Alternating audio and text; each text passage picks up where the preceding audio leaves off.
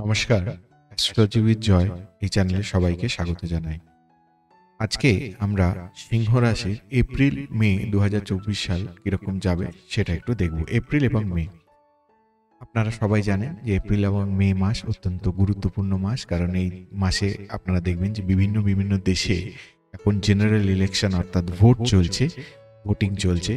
এবং তাছাড়াও এটা বলতে পারি যে এই সময় স্কুলের এডুকেশনটা জাস্ট স্টার্ট হয়, একটা নতুন ফেজ, নতুন ফিনান্সিয়াল ইয়ার।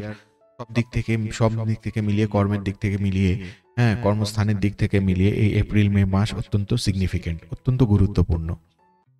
এবং এই এপ্রিল মে মাসে সিংহ রাশির লোকজন মানে জাতক জাতিকা যারা আছেন তাদের কিরকম যাবে সেটা নিয়ে আজকে আমরা আলোচনা করব। প্রথমেই বলি যে বুধ 2 এপ্রিল থেকে 25 এপ্রিল এই পিরিয়ডটাতে বকরি থাকবে, অর্থাৎ রেট্রোগ্রেড চলন হবে। সিংহ রাশির অষ্টম স্থানে বুধ থাকবে 9 এপ্রিলে এবং নবম স্থানে থাকবে 10 মেতে। এই অষ্টম স্থানে থাকাকালীন বুধের কিছু ভালো ফল, সামান্য কিছু ভালো ফল আপনারা পাবেন। এবং 9 এপ্রিলে যখন এই 10 মেতে যখন এটি নবম স্থানে চলে যাবে, তখন ভিন্ন ভিন্ন যে কাজগুলো আপনার হওয়া কাজ বা যে কাজগুলো হয়ে এসছে এরকম কিছু কাজে বাধাপ্রাপ্ত হওয়ার কিন্তু প্রবল সম্ভাবনা থাকবে। তারপরে আসি রবিতে। রবি 13 এপ্রিলের আগে সিংহ রাশির অষ্টমে থাকবে এবং 13 এপ্রিলের পর সিংহ রাশির নবম স্থানে চলে যাবে এবং 14 মেতে সিংহ রাশির দশম স্থানে থাকবে। এই 13 এপ্রিলের আগে এবং 13 এপ্রিলের পর এই পুরো ফেজটাতেই, এই পুরো পিরিয়ডটাতেই কিন্তু রবির এফেক্টটা সিংহ রাশির উপর একটু নেগেটিভই থাকবে, অর্থাৎ এতে শরীর স্বাস্থ্যের অবনতি হওয়ার সম্ভাবনা, শিক্ষাক্ষেত্রেও কিছু বাধা আসার সম্ভাবনা এবং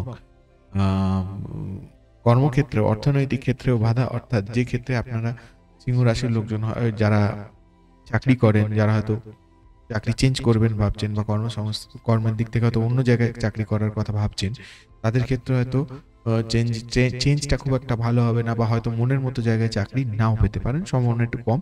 কিন্তু 14 মের পর কিন্তু আপনাদের ভালো সময় পড়ছে।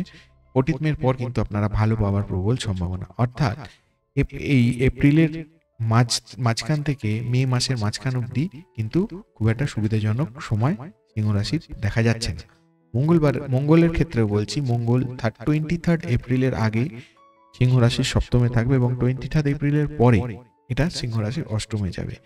এক্ষেত্রেও অনেক ক্ষেত্রে দেখতে পাবেন যে আপনাদের দাম্পত্য কলহ হচ্ছে, বা প্রিয়জন বা আত্মীয় স্বজন হতে পারে, বা অত্যন্ত স্বজনহারা হওয়ার একটা সম্ভাবনা আছে, নিজের কেউ বিয়োগ হতে পারে, কিছু রক্তক্ষরণ হতে পারে, এগুলো হতে পারে।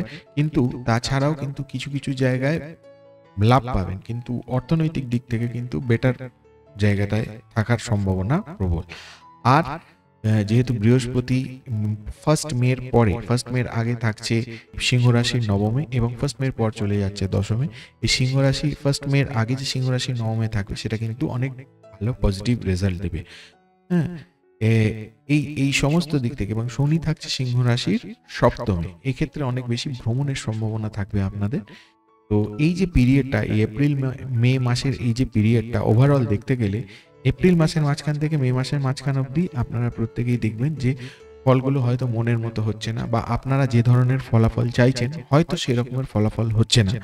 কিন্তু এই মে মাসের 14 মের পর থেকে কিন্তু দেখবেন আস্তে আস্তে আপনারা যত মে মাসটা অ্যাপ্রোচ করবে, শেষের দিকে যাবে, সিংহ রাশি কিন্তু ভালো ফল পাবে। সিংহ রাশির আরো অনেক সিদ্ধান্ত হবে যেগুলো নিজের ফেভারে যাবে।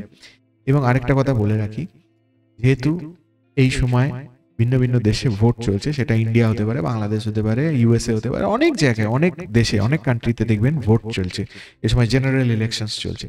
তো এই যারা এই সিংহ রাশি জাতক জাতিকারা যারা আছেন তাদের ক্ষেত্রে বলে রাখি যে তারা কিন্তু এই যারা পলিটিক্যালি কানেক্টেড, তারা কিন্তু এই 14 মের পর থেকে অনেক কিন্তু ভালো ফল পেতে পারেন। 14 মে মাসটার থেকে আস্তে আস্তে মে মাসটা যখন পড়বে, ইলেকশনস এর ক্ষেত্রে অনেক ভালো ফল পাবেন। জয়লাভের সম্ভাবনা বলুন, বা যে কোনো জনসমর্থন আপনার দিকে আসার বলুন, বা অন্য যারা আপনাকে নেতা বা নেত্রী, নেতা হোক বা নেত্রী হোক, যাই বলে আপনাকে কনসিডার করে থাকুন না কেন, আপনার একটা ফ্যান ফলোয়ার বাড়ার সম্ভাবনা থাকতে পারে।